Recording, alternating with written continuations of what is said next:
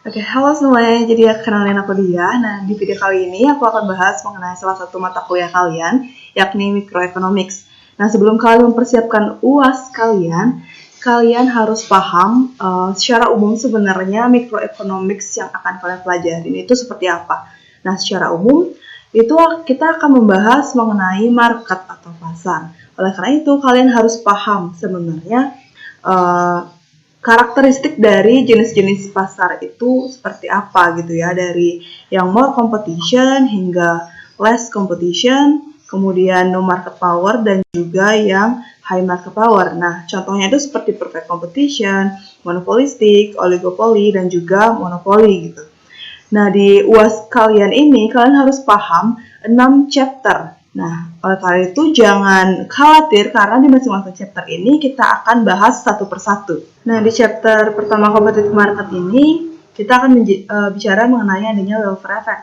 Welfare effect itu adalah gain atau loss yang diterima oleh konsumen ataupun produsen ketika adanya intervensi dari pemerintah. Welfare effect ini bisa diukur dengan adanya consumer surplus ataupun producer surplus yang masing-masingnya ini menyatakan ada manfaat yang diterima oleh konsumen maupun produsen. Dimana ujung-ujungnya kita akan bicarakan mengenai efisiensi dari pasar itu sendiri. Nah, efisiensi pasar, jadi ketika harga dari pasar itu berada di titik equilibrium antara kurva supply dan juga kurva demand. Sehingga di sini bisa dilihat adanya consumer surplus di daerah yang merah ini dan producer surplus di daerah yang hijau. Dan total surplus bisa dihitung dengan adanya consumer surplus ditambah producer surplus. Nah, ketika adanya intervensi pemerintah, kebijakan pemerintah, misalnya pajak, price ceiling, price floor, maka di sini bisa dilihat bahwa harga itu berpindah ke PB ataupun PS, sehingga ada namanya dead weight loss gitu ya. DWL ini adalah net loss dari total surplus itu sendiri. Sehingga nanti DWL ini akan mengurangi ataupun menambah producer surplus maupun consumer surplus itu sendiri. Oke, di chapter 2 ini kita akan bicara mengenai monopoli dan juga monopsoni, di mana sebelumnya ada namanya perfect competition yang berlaku rumusan P sama dengan MR. Tetapi rumusan ini tidak berlaku pada monopoli market, di mana monopoli market itu harganya lebih besar daripada MR dan juga lebih besar daripada MC. Nah, untuk mengetahui profit maksimum di monopoli market, maka kita harus mengetahui key maksimum yang terlebih dahulu dengan mencarinya dari MR dan sama dengan MC. Jika kita sudah mengetahui key maksimum, maka kita bisa mencari P maksimumnya dengan memasukkan key maksimum itu ke kurva demand. Kurva demand sehingga nanti total profitnya itu diperoleh dengan P maksimum dikurangin ATC dikali Q, yakni di daerah yang aku arsir merah. Kemudian untuk monopoli itu sendiri, karena dia pasar tidak efisien, maka akan timbul dead weight loss di daerah ini. Kemudian untuk monopsoni itu sendiri, key maksimumnya diperoleh dengan ME sama dengan MV. Sehingga ketika kita udah memperoleh key maksimum, maka untuk memperoleh P maksimumnya itu dimasukkan ke kurva supply. Kita memperoleh P maksimum. Nah, di monopsoni itu sendiri juga pasarnya tidak efisien sehingga timbul DWL di daerah ini. Jadi di chapter 3 ini kita akan bicara mengenai price with the market power. Dan di sini kita akan bagi menjadi price discrimination, cepat tarif dan juga bundling ya. Di price discrimination ini sebenarnya tujuan dari perusahaan itu untuk mengcapture consumer surplus dan mengubahnya menjadi additional profit bagi perusahaan. Di sini ada berbagai jenis price discrimination yang salah satunya kita akan bahas hari ini, first degree.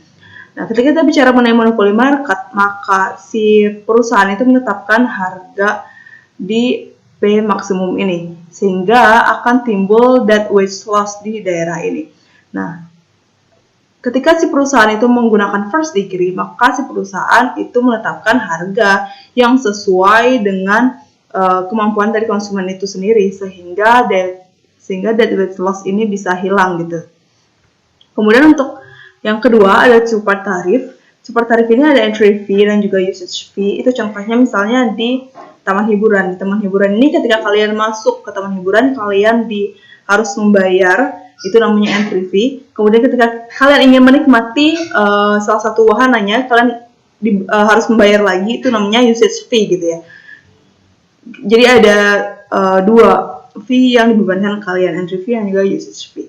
Kemudian untuk bundling ini kalian udah sering lihat dan alami di kehidupan kalian masing-masing. Jadi ini dalam bentuk paket yang isinya 2 atau 3 makanan dalam satu paket, dimana di sini ada mixed bundling dan juga pure bundling. Selanjutnya kita akan bicara mengenai monopolistik dan juga oligopoly, dimana di sini kita lihat bahwa monopolistiknya itu rupanya mirip ya sama monopoli, dimana ketika kalian ingin mencari total profitnya, itu kalian bisa menggunakan P min ATC dikali Q di daerah yang aku arsir merah. Kemudian untuk oligopoli, sebenarnya ada 3 strategi yang digunakan oleh perusahaan di dalam pasar oligopoli. Yang pertama itu Conrad, Stackelberg, dan juga Bertrand. Dimana Conrad dan Stackelberg ini sama-sama berorientasi pada output, tetapi bedanya kalau Conrad ini dia perusahaannya itu memutuskan seberapa banyak output yang diproduksi secara bersamaan atau simultan. Sedangkan ketika Stackelberg itu ada satu perusahaan yang menetapkan jumlah produksinya terlebih dahulu, kemudian perusahaan yang lain itu mengikuti atau sekuental gitu. Kemudian untuk Bertrand itu sendiri dia berorientasi pada harga ya atau price. Di sini Bertrand itu sistemnya sama dengan Carnot, jadi secara simultan.